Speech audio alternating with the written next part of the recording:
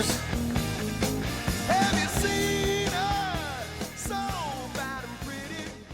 We are Lollygagging Sports. As always, I am Bo Reed, along with Samantha Bunton and Matthew Irby.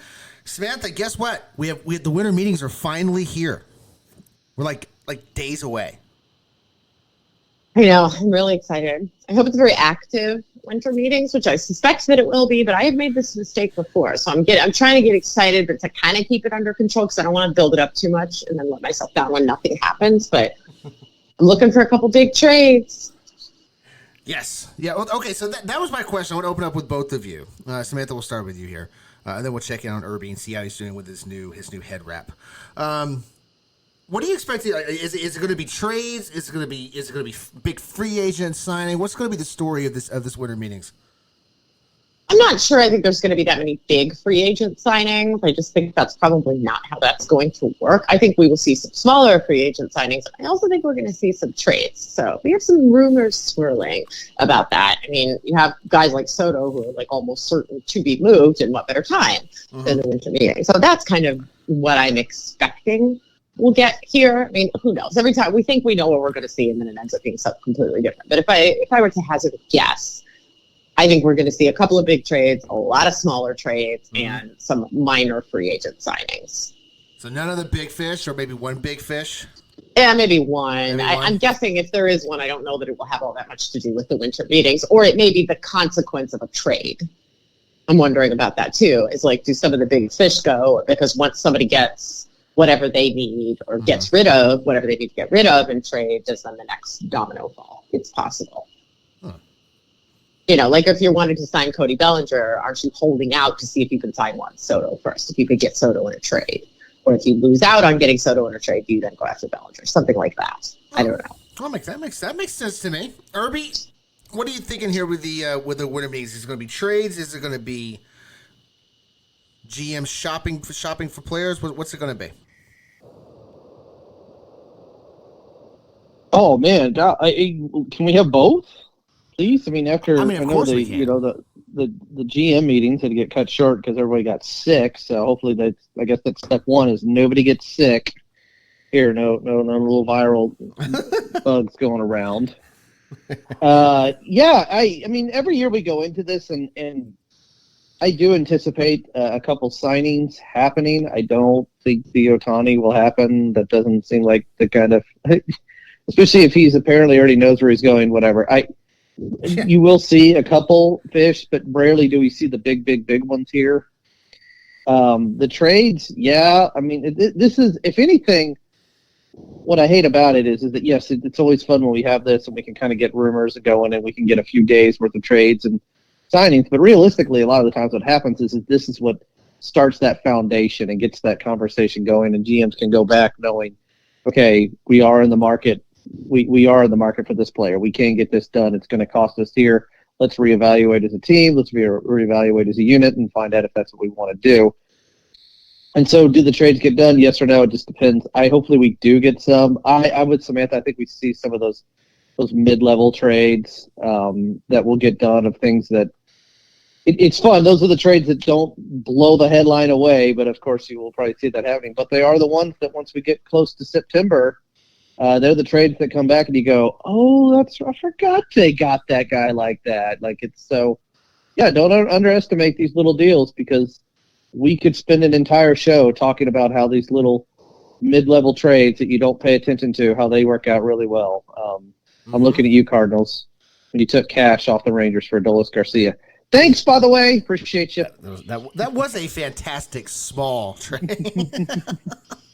But you brought up Ohtani, and I absolutely agree with you. I don't think he signs at the winter meetings. And, Samantha, what I find laughable about this, we keep hearing rumors about a guy who's keeping everything under wraps. Like, nobody knows. We're used to this, obviously. It is the hot stuff, and people like to talk, and people like to make things up. People like to put rumors out there. But this is one case where I think nobody knows, so why are we buying the whole, well, he's going to sign before the winter meetings, or he's going to sign at the winter meetings, or he's going to sign after. Obviously, we don't know, but I think I agree with Irby here. I think it's going to be after the winter meetings. Because if he's really serious about wanting everything to be kind of hush-hush and behind the scenes and discreet, the winter meetings is the last place he wants to sign.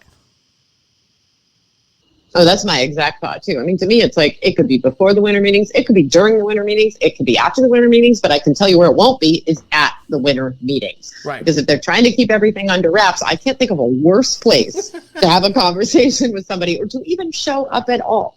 So yeah, I would put like 0 chance or something close to 0 that any kind of Ohtani deal gets done at the winter meetings, because that is exactly the kind of thing that he says he's trying to avoid. Watch him sign like the last day now. Yeah. What if he just shows up like when they're packing up their stuff to get on the airport shuttle? See, okay, like a parking lot deal. That would be the best way to do this if you're Ohtani and you kind of want to be in the wraps. You wait for the I guess the winter meetings has a lid at some point that last day. Wait for that and then you announce.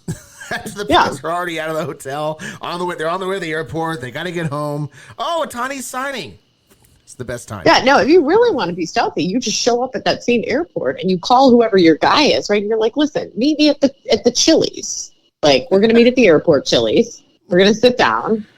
My dog's going to get some chips and salsa or whatever, and I'm going to sign my contract at the airport Chili's. That's some good chips and salsa at Chili's. I enjoy their chips. I think it's horrible, but I have a friend who will deliberately go to the airport 4 hours early just so she can sit in Chili's and eat their chips and salsa. No, I think it's gross. I mean, is it better than some authentic Tex-Mex? Of course not.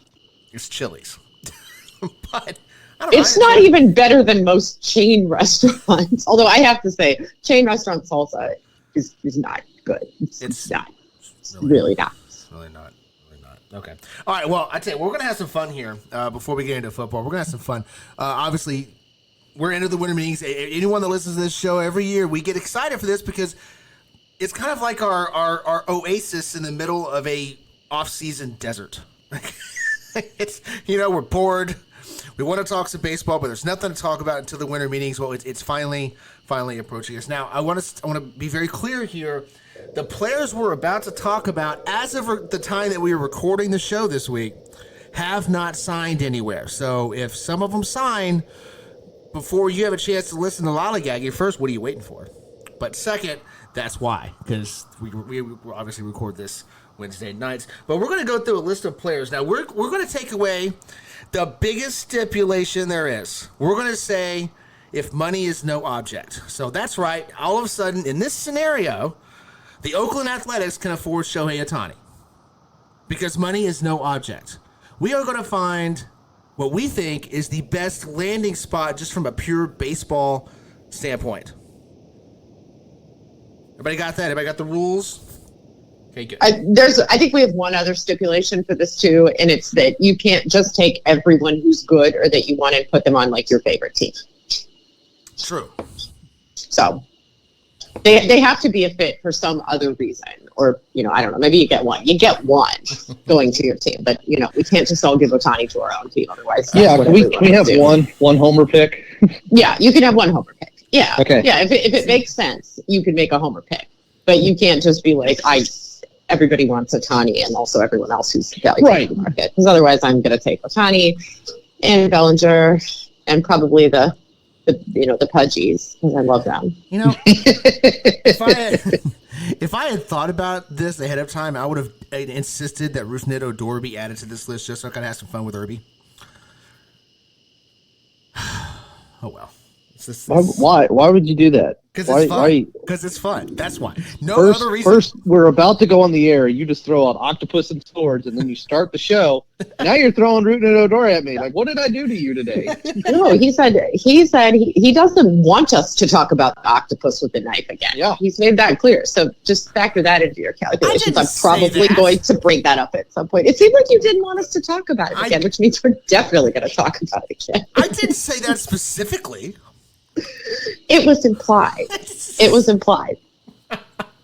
And now you said Rougned Odor, whose dad is now the Guardians' third base coach, apparently. So, is he also named Rougned Odor? Rouglis. Oh, Rouglis. Yeah. So they only named all the kids Rougned Odor. Yeah, although we have a theory, we think maybe the wife had to change her name when they got married, so maybe she's Roulette. There are other letters Great. than ROU. No, no, Bo, they're not. Clearly, they're not. Wow. Okay. You know what? I didn't know that. That's. I was going to say interesting, but not really. Okay. All right. Well, let's kick this off. With the big whale that's out there, one Shohei Ohtani. We're going to start with hitters, but Ohtani's both pitcher and hitter, so he's only going to be a hitter next year. So we're going to start off with him and then get into the other hitters. But Samantha, Shohei Ohtani, where do you think his ideal landing spot is? Baltimore. Baltimore. Ooh, I like Baltimore. Yeah. Irby, how about you? I want to do the homer pick, but I'm definitely not going to do that. Just to drive things out of proportion, freak everybody, drive everyone nuts. I'm gonna. It's saying the same one, but I'm gonna go to Toronto. All this East Coast stuff and everything, all this, this in America, this and that, and then he ends up in Canada. All right. Well, I'm going to say Arizona. Huh. I like it. I don't think that's ever come up. It hasn't. Like But you think about it, all those line drive slap hitters in Arizona, all they need is that big bopper in the middle. Yeah. Mm-hmm. Okay. Next on the list, Cody Bellinger. Samantha, who do you have? Cody Bellinger. I think I'm going to make my homer pick here. Guardians. Nice. I really, really would like to have Cody Bellinger. Also, the outfield market and also the outfielders that everyone has being the garbage cape that they are. Mm-hmm. That's a hot commodity, man. So, if there's anything that my team can't afford, which is everything, I'm going to pick the hardest thing to afford, which would be an outfielder because that's going to be more expensive. So, yeah, I'm using my homer pick early on Cody Bellinger. Nice. All right, Irby, how about you? It's Seattle. Everything they thought they were getting with some of that young outfield. Boy, if you could put Bellinger and Julio Rodriguez together, I love that combination. But yeah. Cody's a free agent, not a trade, so it can't be done. I agree with you. I was going to say Seattle as well. Maybe. What did Cody Bellinger ever do to the two of you? No, it's not going to happen, but it makes sense for what they're trying to build. Yeah, it's never going to happen. That's why it never will happen, because it makes 54%. 54%. Cody Bellinger considers taking a phone call from Jerry DiPoto. All right, I'll tell you what, I'll pivot, though. I'll pivot. Cincinnati. Okay. Yeah. Okay. Like it. All right, Samantha. Matt Chapman.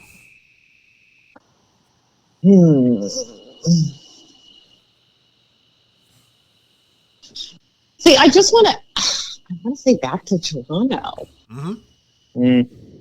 I'm going to stick with that. Irby disagrees. Irby does not want that. Irby would like him to be a Texas Ranger. Is that where we're going with this? No. We got Josh. Don't you have a third baseman? We've got a really good third baseman. Okay, that's what I thought. That's what I thought you were doing. And I'm like, why would you want a third? Are you going to make him a DH? Like, what are you doing? Okay.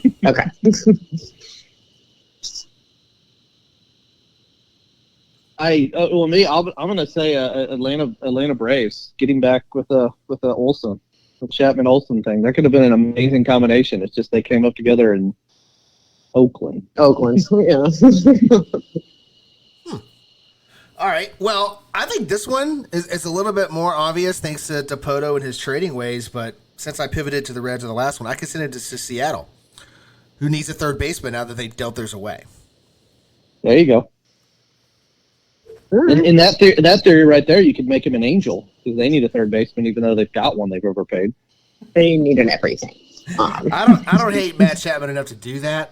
Yeah. No. Anthony Rendon would be very confused. What's he doing here? Well, you no habla inglés, so we don't need you third base. Wow.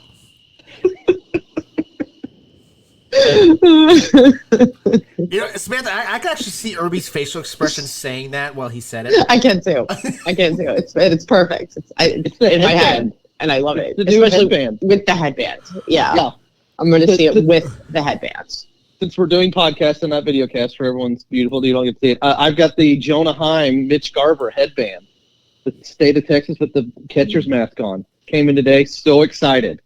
It really is nice. It's really nice. Yeah. I like to look at that thing. Actually, it's very nice. Okay. Yeah, and all you need to wear it is a bald head. Well, I'm almost there. I do not have a bald head. All right. Next on the list, Samantha, where are we sitting? Joey Votto. All right. Who needs a dad and not a baseball player? There's a lot of teams that fit that description. Yeah, I mean, I feel like he's a little bit like cooked. But like somewhere where there are many children who could benefit from his like tutelage. Arizona. I'm going to send him to Arizona. There you go. I don't know what they're going to do with him, but like, I mean, how much is he really going to play, right? He's just there to be dad and do weird stuff. Yep. So I'm going to send him to Arizona. Okay, Irby, how about you? Cincinnati. I can't see him in anything other than a Reds jersey. I know, kind of cheating. Yeah. Just can't. Yeah, I agree with you on that. I really don't wish ill will on Joey Votto with this. I think they could really use him to really move that needle past, or at least try to get to 500. Is Colorado? They could use him out there. There you go. I don't mean anything bad for you, there, Joey. But talk about needing a dad. That whole organization needs a dad. No, owner needs a dad. Yeah. Everyone needs a dad there. First time in the locker room when they split a 4-game series and everyone's popping champagne. What the hell are y'all doing? 500 for the week. No, that's not the goal. Oh my gosh, he's going to retire in May. He's terrible. Oh, poor Joey Votto. Okay, this one ought to be interesting. Tim Anderson. Where are we? There's Mr. Anderson. Like, this is hard because there are places I want to send him just to sow discord, like where I want to send him in as like, it's like the poison pill, right? Like the Trojan horse, like you mail someone a wooden horse and out pops Tim Anderson and he ruins your life.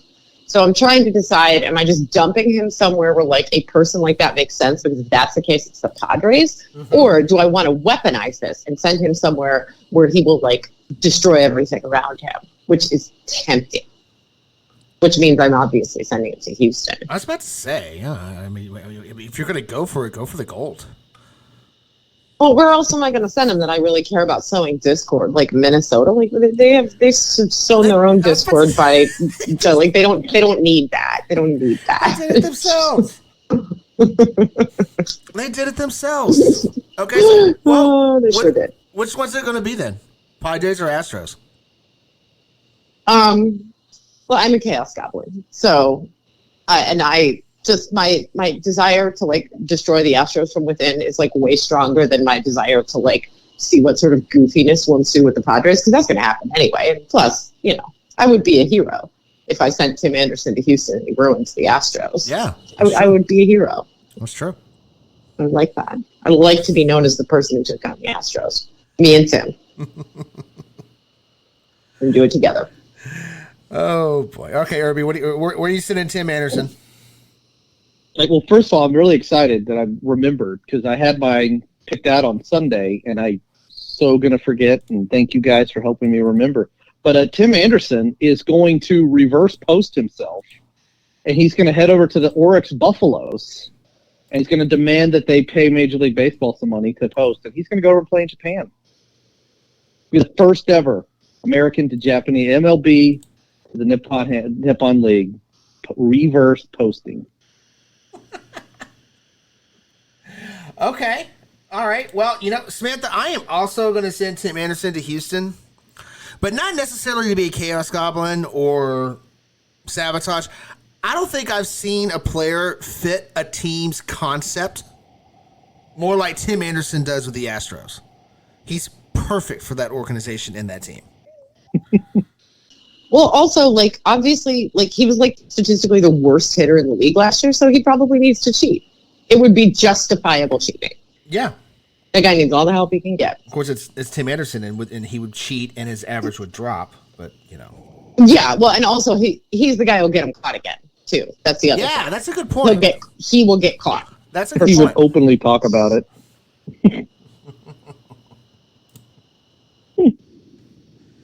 Oh, man. Okay. We're going to have some fun now. Daniel Vogelbach. I'm assuming someplace that has really good post-game spreads.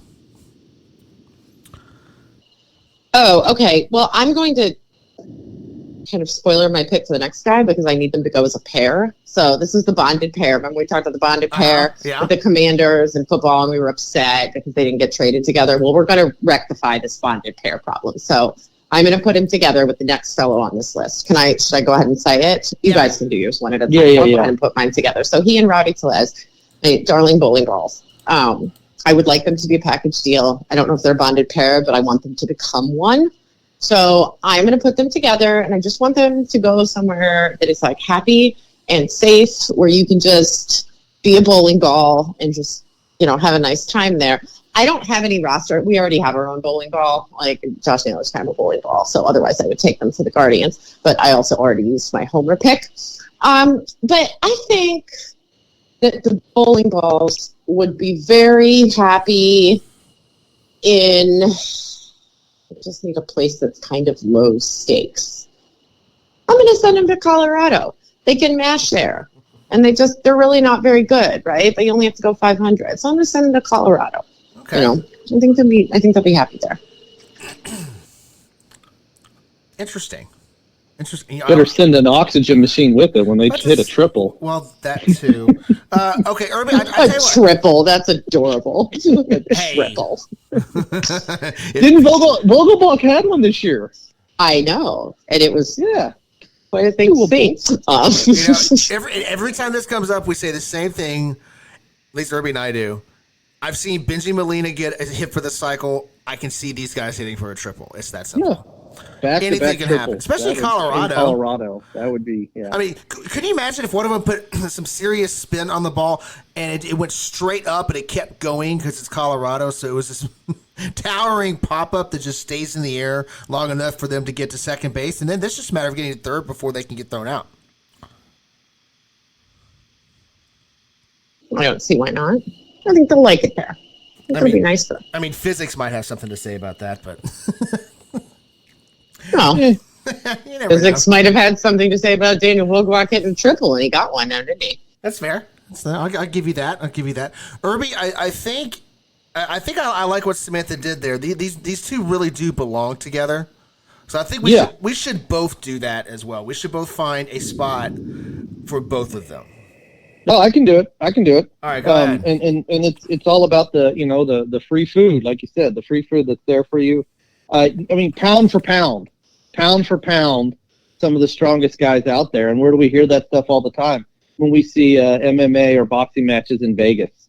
So we're sending these two to Vegas with the all-you-can-eat buffets and pound for pound. These guys, just put these two up on a billboard, please. Put them up on a billboard. Well, as long as they're not counting on the A's to feed them. I mean, wasn't that the whole thing where, like, the players there were talking about how they would give them food that looked like it came from that Firefest thing? Like the cheese sandwich with, like, the one slice of American cheese on two pieces of Wonder Bread. That's part of the fun. It's like, you call to the bullpen to get some, relief pitcher to come in. Daniel and Rowdy are going to be at the casinos eating and playing craps, and they'll get a phone call to come in and pitch hit, and we will watch them run across the Las Vegas Strip to come in and pitch hit.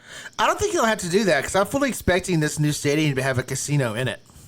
No, that's probably true. Oh, yeah. By the way, have you ever tried to cross the Las Vegas Strip? It takes like 45 minutes. I know. You have to walk up to the point. You have to walk up to the bridge and walk. Yeah, It's quite an undertaking. You have to go through all of these different cast of characters to get there. Oh, I once walked all the way from New York to Stardust before it was imploded, and 2 o'clock in the morning, and it took me like an hour and a half. Cool. Wow. But that's part of the fun. Watch these guys in the middle of, well, there's Dan. He's about 5 miles away from the stadium. This will be fun to watch him get here in time. Eating nachos while he's crossing the street. All right. Well, as much as I would love to send these guys to Philly, Philly doesn't really need more offense. I think I'm gonna send them to Pittsburgh. They can mash in Pittsburgh. Be kind of low key. It's a nice ballpark too. It's a very nice. It's a really nice ballpark. So give the Pirates fans something. It's a beautiful ballpark. It's just, I'll be excited about that. I don't know how the food is there. It's probably okay. I figure it's okay. Oh yeah. Steel City's just fine for food. It's a fine place for food. I mean, you've seen the football players that come out of that area. They're that small. I think they're well fed. I think they're well fed. Yes. As somebody who spent a lot of time in Pittsburgh, yeah, it's not a bad food city at all. It's really not. So I think they'll be okay. Not those. No one say Primanti Brothers to me. That's just foul. No. All right. One more hitter before we get into the pitchers that are on the market. Are you guys ready for this? I can't wait to see where you place this guy. Gary Sanchez. Can I just send him back to the Yankees because that would be the funniest friggin' thing? Yes! Of course you could. That's exactly what I want to do. He can share time at DH with Giancarlo Stanton. It'll be great. Share time at DH and the disabled list. That too. Okay, Irby, how about you? Gary Sanchez, where's he going? Oh man, that's like the Yankees pick has really sounded really well. The ultimate of, yeah, we messed up, or did we? They could use that. All right, now this is like the hype, whatever you want to say about that's always been around him. Everything. This is Angels, right? This makes sense to overpay to make him an Angel. Yes. Yes, it does. All right, I'm gonna have some fun. I'm gonna send him to St. Louis. Because why not? That's what that rotation needs. Another catcher to blame for their failures. Gary Sanchez. Can you imagine Lance Lynn trying to deal with Gary Sanchez? That would be amazing. I would like to see that. Yes, the umpires holding the pitcher and the catcher from fighting each other. Those guys so badly. And he's charging the mound. The batter? No, the catcher. Other way around. He's charging the plate, I think is how that's going to go. That would be great to have some rookie batter up at the plate at that point of going, what do I do? Do I leave? Run. You run. Get out of Lance Lynn's way. Watch out for the swinging bat. It's coming at you. Yeah. All right, let's get into some pitchers now. Sonny Gray, of course, was supposed to be on this list, but then he went and signed with St. Louis because he's no fun. I was so looking forward to sending him somewhere else. I was going to have a blast with that, too. Oh, well. So disappointing. St. Louis would not have been my pick, for the record. Oh, look, we've got some fun on this list. We've got some fun. Mm-hmm. Blake Snell. Where are we going to send Mr. Cy Young? All right. I like Blake Snell, so I don't want to do anything mean to him. I'd like him to go to a place where he'd be happy and successful that needs pitching. So guess what? Another one for the Orioles. Ooh. There you go. Ooh, that would be a nasty little 1-2 punch at the top of that rotation. Wow. Okay, Irby, how about you? I mean, similar, the youthful team, I'm sending him out to Arizona, make him part of that 1-2-3 combination, and just love the fact that he would do that in the same division as San Diego. It's just a nice little cherry on top. All right, well, if you guys are going to be creating super rotations, then I'm using my homer pick. I'm sending it to Texas. There you go. All right, there you go. Yeah. I ain't going to say no. Although, I'd rather have Monty back. But, hey, I'll take Snow. All these super rotations. The way we're going, the way it's not just us. Like, the way the league is going, it's going to be super rotations and no outfields across the league. Yeah. That's what it's going to be. I think at the end of the offseason, we should count how many super rotations and how many negative space outfields there are. See how much tally's up. Somebody write that down. Let's go back and look at that when the offseason ends. I hope your super rotation keeps the ball on the ground. Really do. Yeah.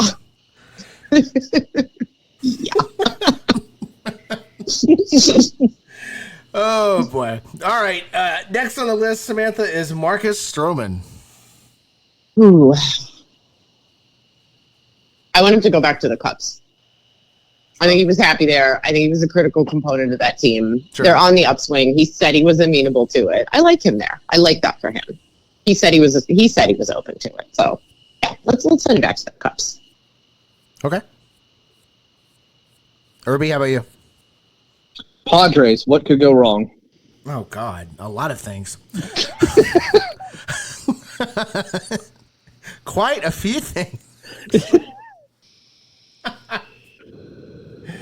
Oh, okay. Well, you know what? Man, I could be really devious and send him to the Mets, but I'm not going to do that. Padres of the East. Yeah, I kind of like him back in Toronto.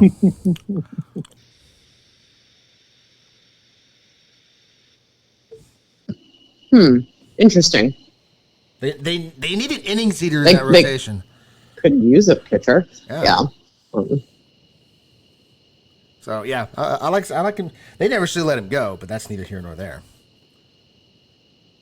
You want to send him back to the Mets too. You want to send him back to all his old homes. I mean, we could do that. I mean, send him back to the Mets. They'll trade him by July, right? Trade him to Toronto. Then Toronto can pull in Angels and put him on waivers when they fall out of contention at the deadline. And then the Cubs pick him up. So he could just do a whole little tour of his former teams. There you go. Yeah.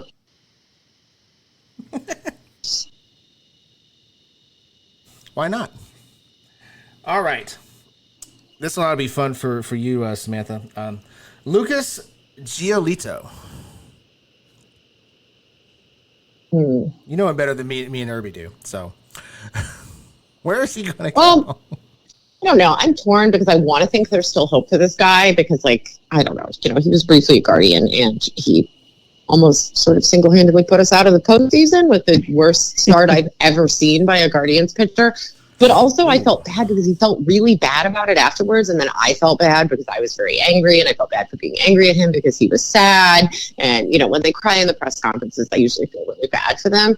So now I don't want anything bad to happen to him, but I don't know if he's actually any good. So I need to send him somewhere where it would be great if he thrived, but it's not going to do anything bad if he doesn't.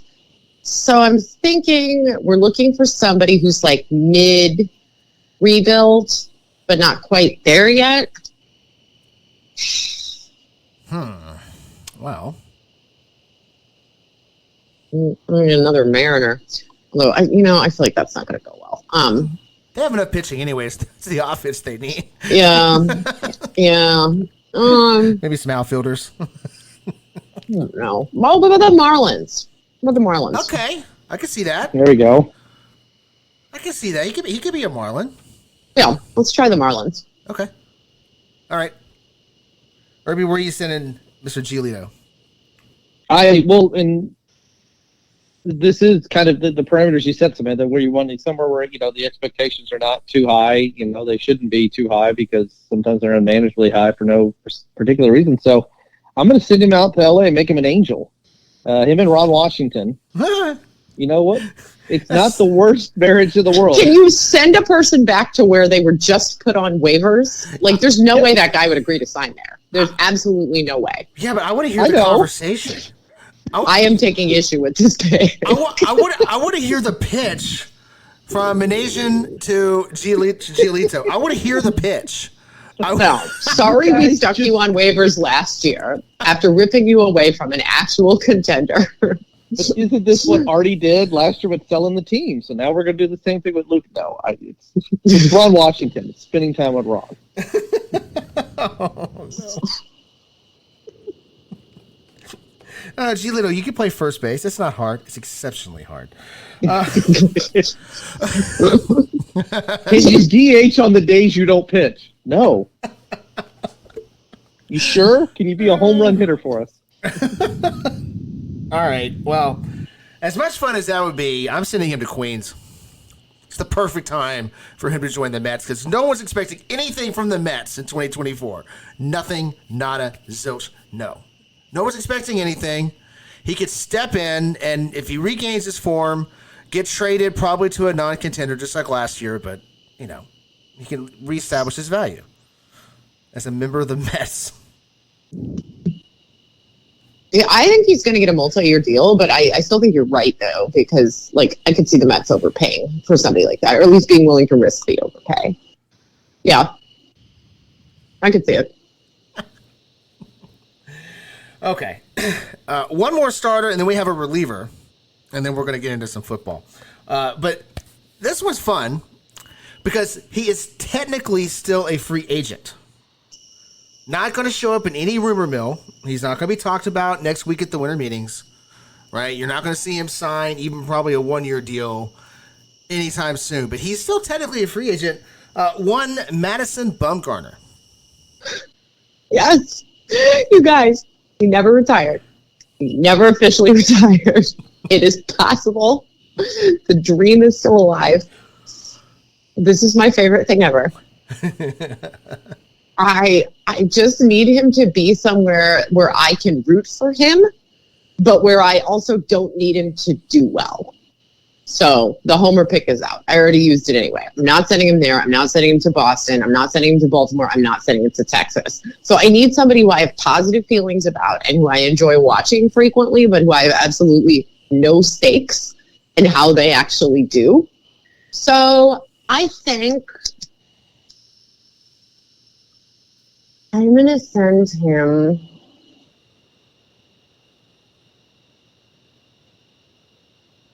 it's hard. Oh, no, it's not. I'm sending him to Cincinnati. Ooh. Oh. Okay, I have to ask, is he starting? Is he relieving? Is he mentoring? What's he doing? He might be the fifth mascot for all I care. They've already got too many. What's one more? What's one more? I don't even care. I just feel like it's just chaotic enough there that it could work. So, yeah, he can start. He can be a reliever. He can be the guy who fills the bucket up with gum before the game. I don't care.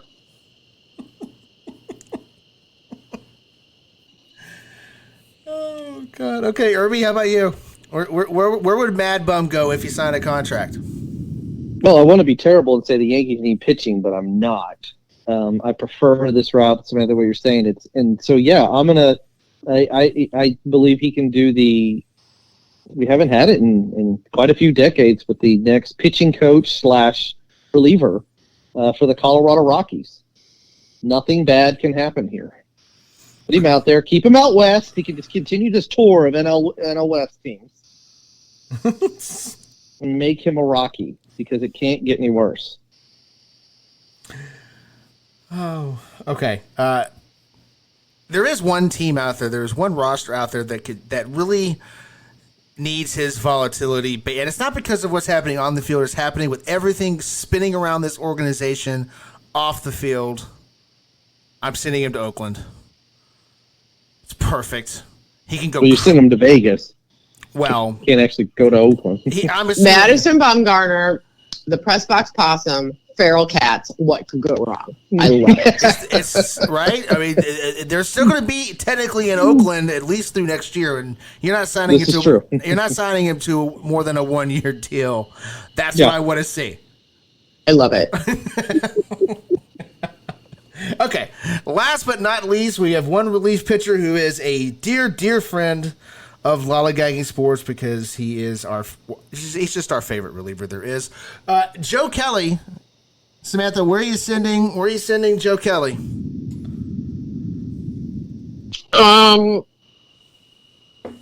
There's a part of me that really wants to send him back to Boston because, I mean, obviously this guy is a hero to us all, but he is a tremendous hero in Boston. You know, before the world knew about Joe Kelly, there was Joe Kelly and Red Sox fans, just tremendous. So there's a part of me that wants to send him back to Boston, but I'm not going to do that because for maximum effectiveness of Joe Kelly and everything that he represents and everything that he has the potential to do to continue to be the great hero to every fan base that is not the Houston Astros, I must therefore send him to your Texas Rangers. Yes.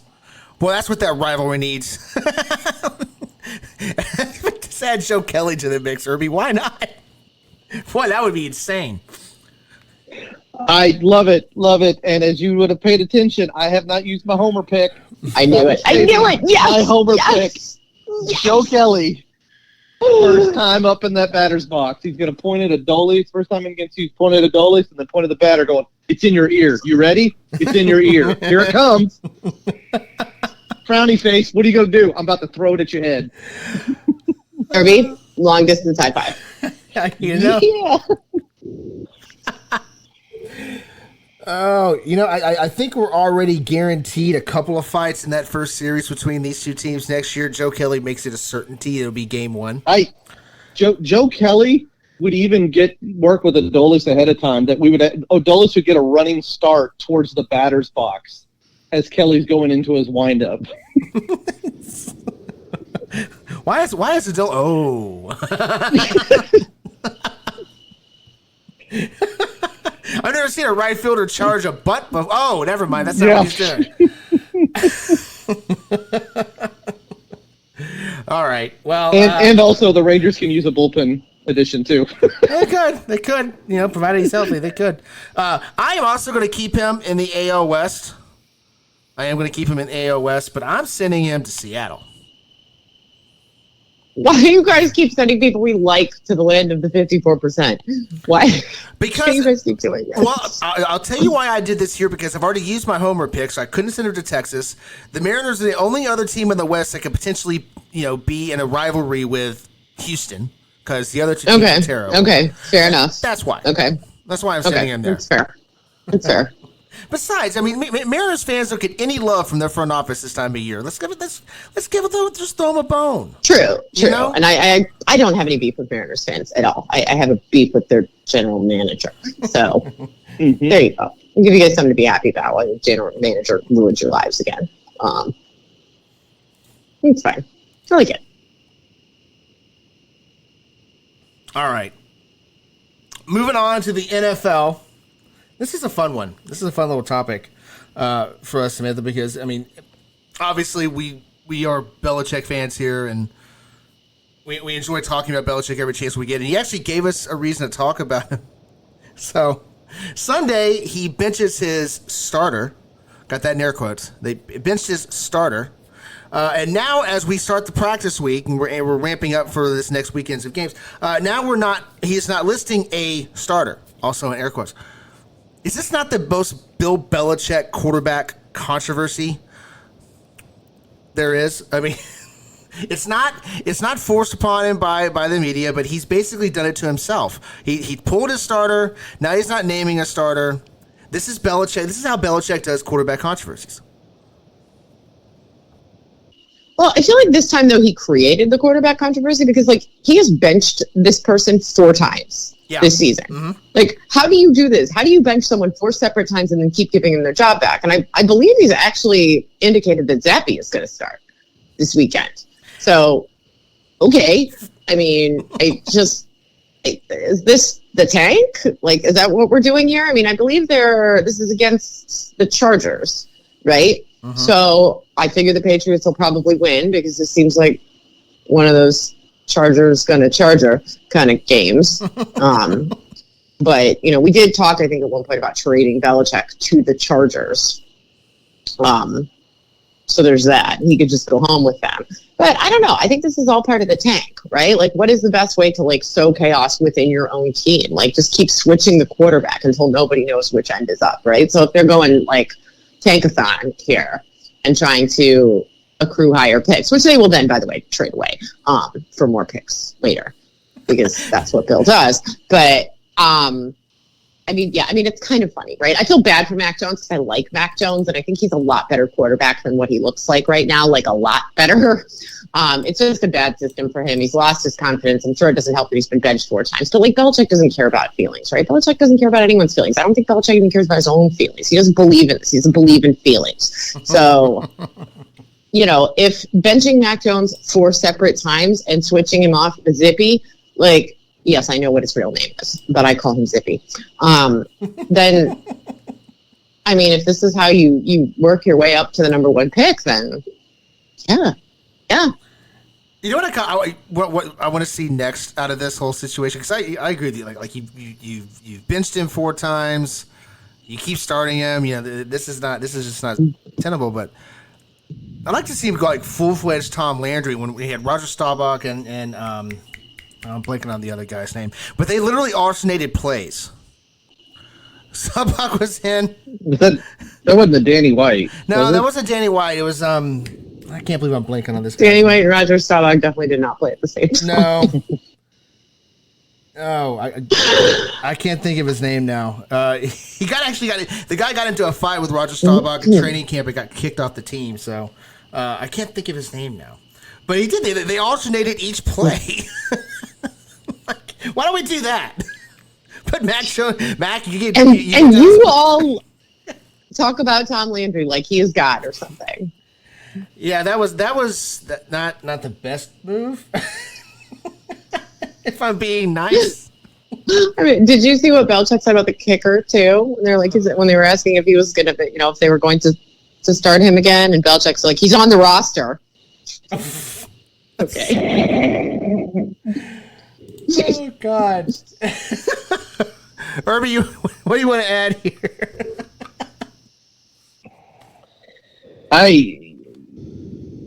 Yes, I'm kind of in the same. I feel bad for Mac Jones, and it's this is the ultimate change of address can't be a bad thing anymore because now it's and I'll Zippy. I'm going to be saying Zippy from now on. Thank you. So not complaining. Bailey Zippy. What they're talking about Malik Cunningham. This is the ultimate. In 99% of the time, we'd be looking at this with any other team, any organization, going, yeah, okay, they're just positioning themselves to take a quarterback with their first pick. But does Belichick do that? Or does he use that top 3 pick to trade back and get a bunch more picks? I don't know what he would do. I think it depends. I think it depends on who's there. Or whether or not he would go quarterback there or trade down. The quarterback market is not looking great right now. So I think he's going to trade back. Yeah, I agree. Yeah, because Caleb Williams is a slam dunk, but he's doing his best to ruin that. Oh, so disappointing. So it's just like, come on, kid. Scouts literally watch everything you do. This is not hard. The other one's not exactly doing a great job either. The one that had the meltdown, who refused to answer questions and was like, "I just want to cuddle my dog," which is like adorable, but also like not an acceptable press conference answer. Really not. I had not heard about that one. That's interesting. Yeah, what's his name? Drake May. Yeah. Mm-hmm. Out of Carolina. Is it North Carolina? Yeah. Mm-hmm. You think Belichick just waits till the second round and takes Shedeur Sanders? Yes. After trading the earlier pick for 6 other picks? Yes. Yeah. Yes, I do. Okay. No, he'll use his first pick to get Travis Hunter, and then he pick up Shedeur later. All right. Okay. Moving on here. I think it's a good time to take a quick look at the bubble teams in the NFL playoff picture, just to take a gander and see who we think is best positioned to get that 7th spot. Now, we'll get to the NFC in a second. The NFC is really kind of crazy around that 7th spot. The AFC, though, Samantha, not so much. Right? You've got at 6, you got the Browns at 7-4, and then we dropped to 6-5 at 7 with the Colts currently holding that last playoff spot. They're tied with the Texans and Broncos at 6-5. The The Bills are 6-6, and the Bengals are 5-6. So, of those teams, who do you think is best positioned for that 7th spot? Well, it's probably still the Bills, just by virtue of the fact that they're far and away the most talented of any of those, other than maybe the Browns, who are definitely going to screw this up, so they're definitely out. The Bengals are out. So I think it's probably the Bills. Like, there's no reason they can't, like, keep it together and hang by a thread and go up and grab that spot. I just think all of the other teams in this group, other than Cleveland, who will curse their way out of that spot, are really not good enough. So, I mean, I don't know. I mean, I guess Houston is a possibility, but I'm not sure. I think that's going to continue in that way. So we'll see, I guess. But you know what's intriguing for me, though, about the AFC is you've got the Bills, which I agree with you. Like, that is the most talented team that's currently looking on, outside looking into the playoff picture right now. That's without a doubt the most talented team sitting there. So what you have, at least from what I see, in my opinion, you got the talented Bills versus a hot quarterback in Houston and a hot team in Denver. So we got talent versus hot hands. I mean, we've seen it many times where the hot hands beat talent. Happens a lot.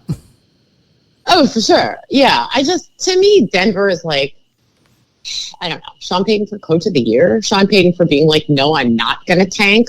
Like, I mean, I don't know how you sort that out because, like, as we've discussed on the show many times, he definitely hates Russ. No one will ever convince me that that's not true. He hates that guy. I guarantee it. I guarantee you he hates Russ. I guarantee he wants to get rid of him. So I'm not exactly sure how that works out as far as, trying to rebuild a team that clearly needs to be rebuilt. But I don't know. It's Sean Payton, man. Like, I think that he is in a situation where he's like, listen, like, I'm not going to fully go, like, complete tank. Too much pride, and I respect that. As long as you can still put together a good draft with wherever you end up.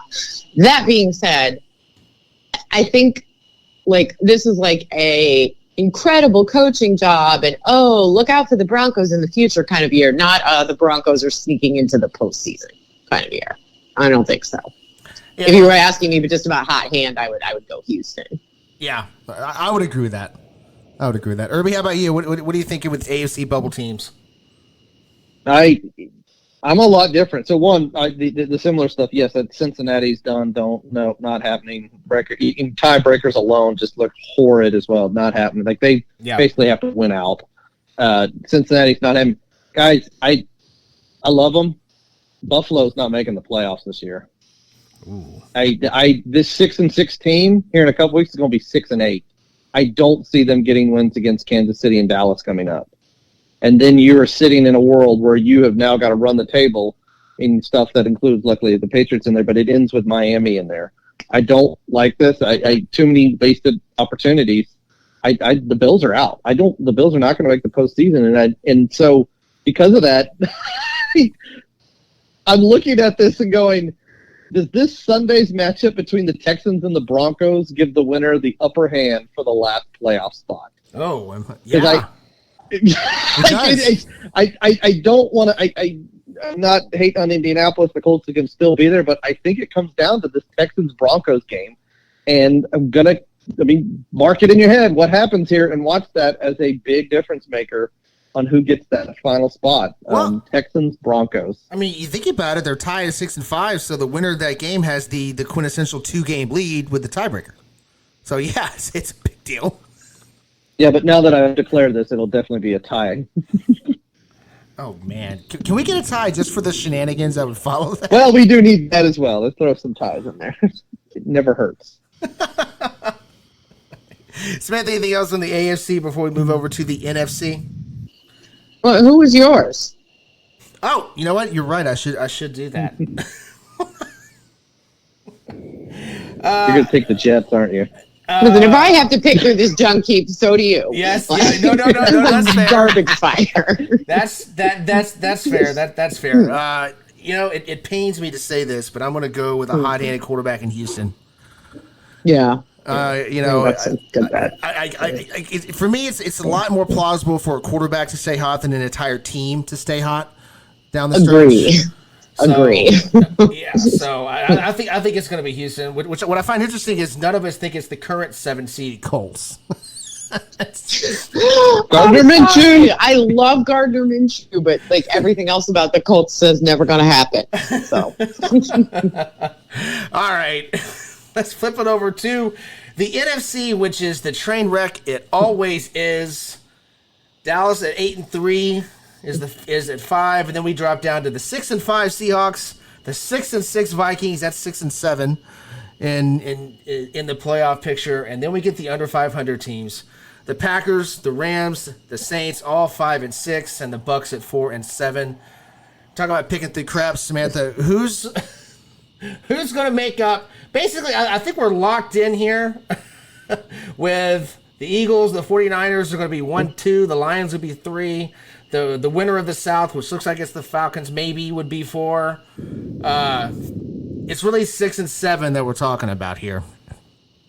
all right. So one of those is Dallas. That's the easy part. Yeah, Dallas is 5. Yeah. Dallas will get one of them. They'll be fine.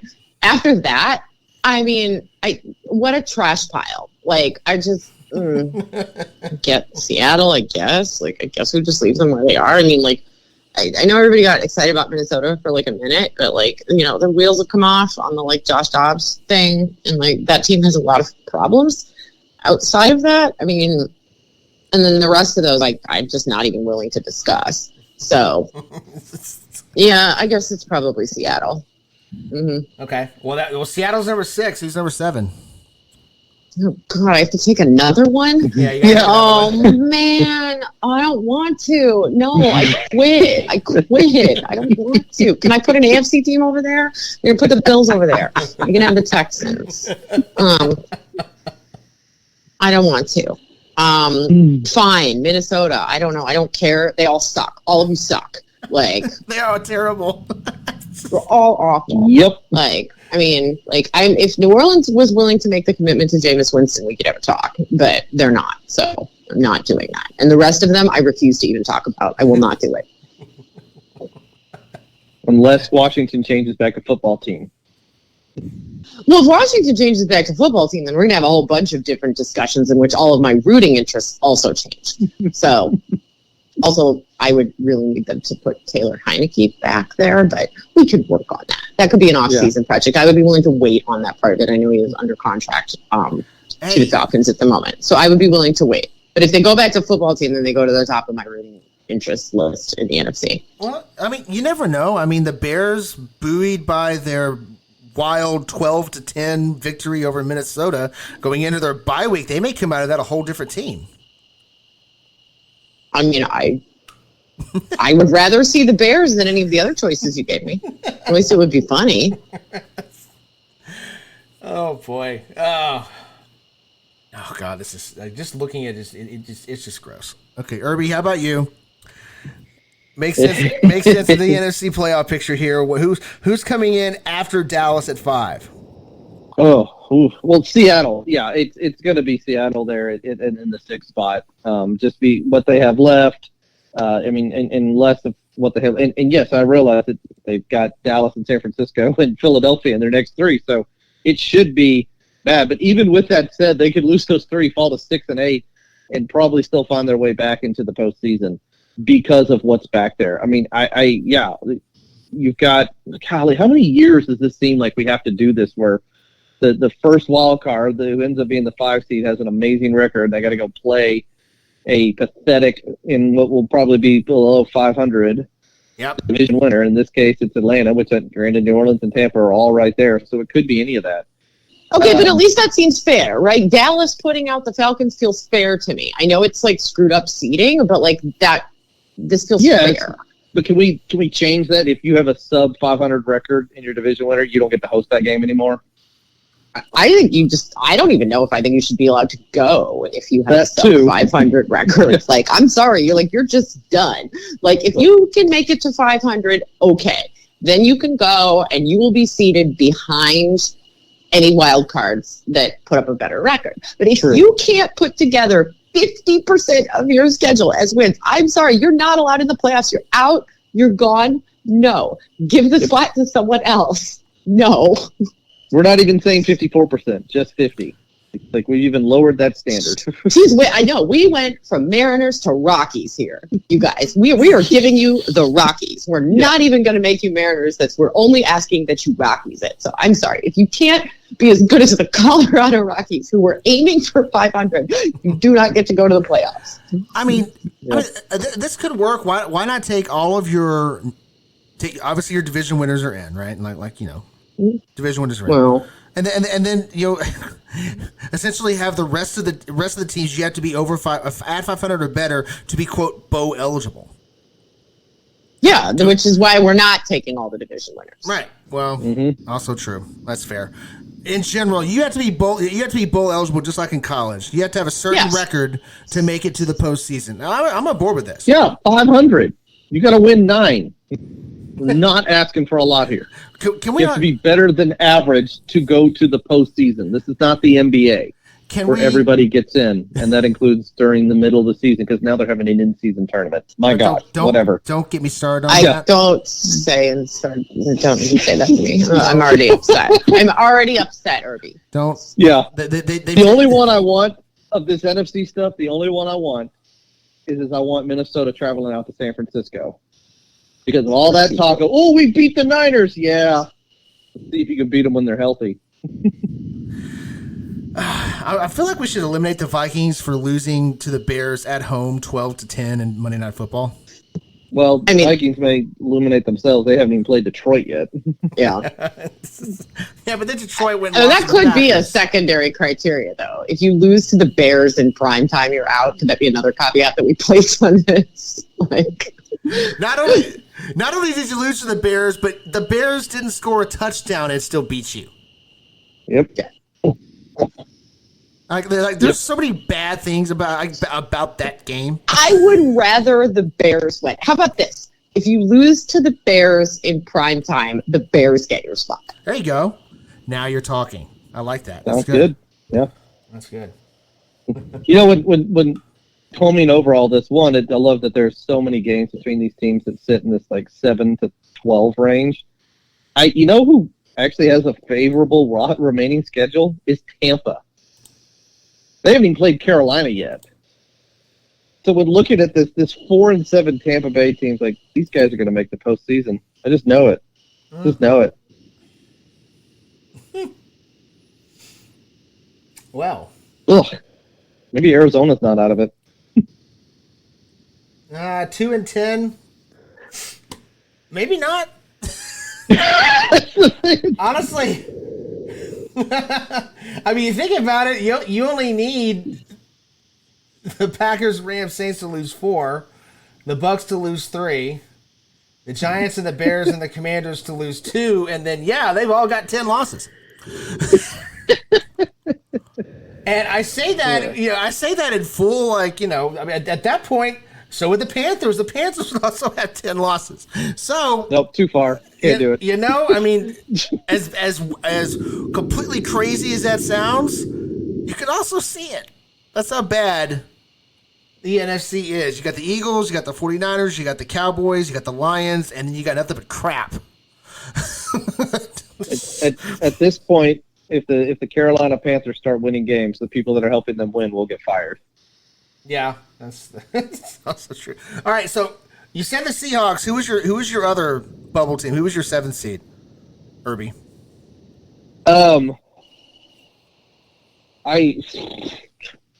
It's not going to be Minnesota. Sadly I'm going to take. I'm going to have Tampa. Tampa will jump up and win the division, so Atlanta finds their way in at the 7. Tampa's the 4. Atlanta's the 7. Ooh. Wow. Okay. All right. Well, I agree that Seattle's going to join the Cowboys in one of those wild card spots. God, this is just so bad. It's not the Packers. It's not the Rams. The Saints get the Lions this week, a Lions team that's pissed about losing Thanksgiving, so that's probably a loss. Irby, I'm going to agree with you. I think Tampa's going to go up there. They're going to take the South, and then the Falcons will be the 7. I like that. Ugh. A 4? Yeah. So you guys are now putting 2 teams in out of a division that we just said should have no teams. Yes, Postseason. exactly.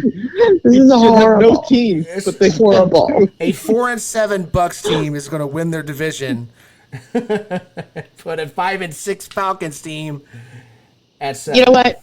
Good. Just give me the lambs to the slaughter for the Eagles and the Lions. Protecting my rooting interests here. Fine. Give me all the trash teams. We'll just lean into it. Give me all the garbage teams. Oh God. It's like the consolation ladder in your fantasy football league, only for real, playing the real game. That's what this is. This is the NIT. When is the thank you? That's an even better comp. When is the NFC going to get good again? I'm just. But it is good. I mean, it has the NFC has all the best teams and apparently one of the worst teams. So. Okay, so that particular league has parity. Is that what I'm hearing? Yeah, you have probably the best 3 teams, at least as it currently stands, or the best 2 and maybe 3, or the best. We'll call them 1, 2, and 4, I guess, maybe, or maybe 1, 2, and 5, depending. It's debatable how you feel about where the Chiefs are at right now. So it's 1, 2, and 4, or 1, 2, and 5. So it's fair then that the back end should be trash heap, and then the AFC is kind of down the middle. It's awful. That's what it is. I can't. Yep. Oh, man. Okay. All right. So speaking of awful, one last thing before we go. This is just a really shitty sales job by Mr. Aaron Rodgers. He's Samantha. I'm going to tell you what I am interpreting by all this news today, and you can tell me if I'm off my rocker or not. Okay. Aaron Rodgers goes down with a supposed ruptured Achilles, and did a great job selling it at the time. You know, had the pictures from the hospital bed, wearing the boot, all that stuff. You know, the exact same things you saw from Kirk Cousins. Is he really expecting us to believe that he was able to rehab a ruptured Achilles in 3 months? Because if he's expecting us to believe that, then talking about overshooting the mark in terms of making something realistic. I mean, but isn't this the problem with what happens with narcissists and people with God complexes is eventually they get too greedy. They start small, right? First it's I was smart not to get a vaccine because I haven't turned into a space alien, right? They start small and then it gets bigger and bigger and bigger. And then eventually you get to something that's, pretty indisputable. It takes, X amount of time and we're nowhere near the window to heal a ruptured Achilles. It's a medical impossibility. So guess what? You never had a ruptured Achilles. This never happened.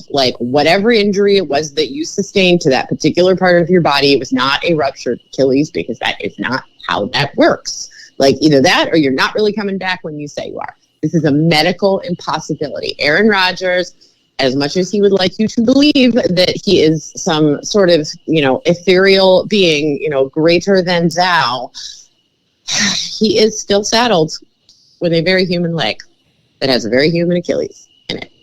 And if it ruptured, it ain't getting fixed that quick. No. So I don't know what weird crap he's been doing, if he's licking toads, the toad venom or whatever, doing toad, I think it is. Maybe he's licking toads and he's been healed by toads because science. But whatever garbage explanation we get out of him, which is going to be some kind of bonkers, I'm ignoring science, I'm ignoring medicine. But guess what? I sleep with a fork under my pillow and I sacrificed 3 cats. I licked a toad and I slept on a rug in the desert for 3 weeks. I don't know. We're going to get some kind of cockamamie explanation, and there's going to be a very small percentage of conspiracy theorists who are going to think this is true, and all of those people are probably going to die, trying to replicate whatever this will be. At which point, I'm sorry, but that's Buffalo theory. If you do that, that's we're just calling a herd. If you're listening to anything, if you're taking any medical advice from Aaron Rodgers, Buffalo theory for you. So good luck. Absolutely. But yeah, aren't we just all in agreement that you didn't have a ruptured Achilles? Yes. Either that or you're not really coming back. There's going to be a catastrophic setback 2 weeks from now. But I don't believe anything that comes out of that guy's mouth. Like, there's no reason to think that anything he says is true in any sense. So either he's deluded himself into thinking he's going to come back sooner than he is, or he's just making shit up and he was lying in the first place. I mean, do you really think the Jets were going to be like on top of this? It's the Jets, man. Yeah. Do you think the Jets were going to reorganize this? The Jets can't even keep themselves organized. The Jets are like those people where you're like, how do you keep yourself alive? That's the Jets, right? So do you really think that they could keep track of this and be like, no, that's not correct? Like, they don't know. Well, I mean, I think you said it perfectly right there. It was medically impossible. It is a medical impossibility to rehab a ruptured Achilles in 3 months. And we're not. Yeah, no. Oh, this is like those people who are like, I beat cancer by drinking more water. Like, you never had cancer. You're right. That's it. Right. And you know what's the really awful part about this, though, is who's going to investigate this? The NFL? No one. Okay. Sure. I'd love to see what they dig up. You know? Yeah. All right, Irby, how about you? Bill Belichick. Belichick will investigate this. Belichick is he's more trustworthy than the NFL is, so that's fine with me. That's true, actually. But it is true. We could laugh about this so much for so long, and I did enjoy you guys going through it, but let's just use. I mean, science. I know science is a scary word, and it freaks people out, like Aaron Rodgers, and whatever. Fine. So we'll use words like logic. You did not. Still no. Still no. Yeah, logic. No. Common sense. No. No. Yeah. Facts. How about that? Those are. No, they really hate those. No, that hadn't been messed up in the last 3 years. Like the last time a player came back early from an Achilles tendon torn, they did it in 100 days shorter than what Aaron Rodgers is claiming. You see my air quotes. Everyone see the bunny ears? Yeah. What he's claiming. That player was Cam Akers, and you know what he did? He re-ruptured it. Yep. So, no, you did not. You did not rupture your Achilles. That's it. Like I love that we can kid around and we can joke about these, but that's it. Like there's medically, scientifically, logically, factually information that you can deny all you want, and you can make shit up all you want, and say that it's not real, and that you looked at a mushroom as it was crossing the sun while spinning around 3 times. You can do that all you want. It's not real. This is real. Exactly something you would say, though. Exactly. Yeah. You didn't rupture your Achilles. You injured your Achilles tendon. You injured your leg. Absolutely, Aaron. You are right there. But you did not rupture this. You are not superhuman. You are not a god. Wow. And Bo, you'll be cueing the Ghostbusters music here in just a bit. And now I'm going to be thinking about him as he would be the one that would, when asked, are you a god? And he's like, Ray? Yes, you say yes. If an interdimensional being, and Aaron took that to heart, and he thinks he is a god, because that's the only, you're not. You didn't rupture your Achilles. You injured your leg. And now you're coming back. And he's going to, Samantha, you nailed it perfectly. He's going to make these outrageous claims. He's going to, most people put cucumbers in their water. I put water in my cucumbers and eat them. And so only that's on why Tuesdays. Only on Tuesdays, right, yeah. Unless it's a full moon.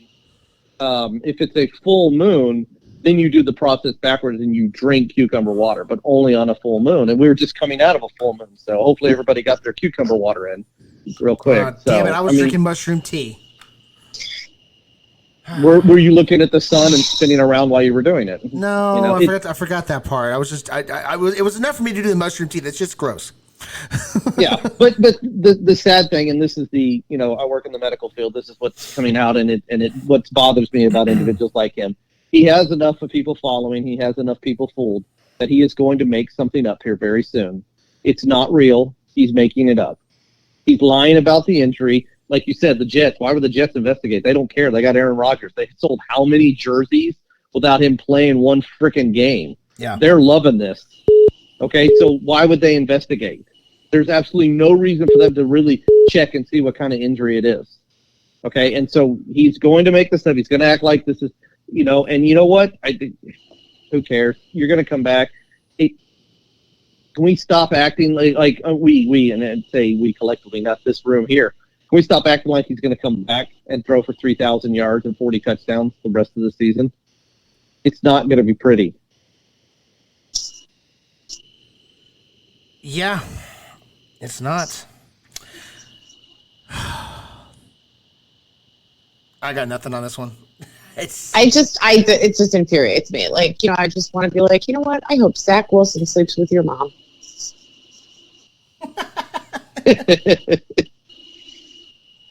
Oh boy! All right. Oh wait, but he hates his mom though. That wouldn't do any good. Because his family rejected him, right? He's estranged from his family, so even that's not gonna. This is a problem with a person like that. Like, what can you even do to them? Like, take away his toads. I will take away your toads, Aaron. No more toads for you. Ugh. Oh, all right. We'll start calling it the Ghost Achilles. No? All right. Wherever you're listening to us from, hit that like button. Subscribe to the show. Help us out with that algorithm. Until next week, watch some football. It's good for you, and you might just stumble across a medical marvel when you do. Or not. Probably not. We'll see you next week.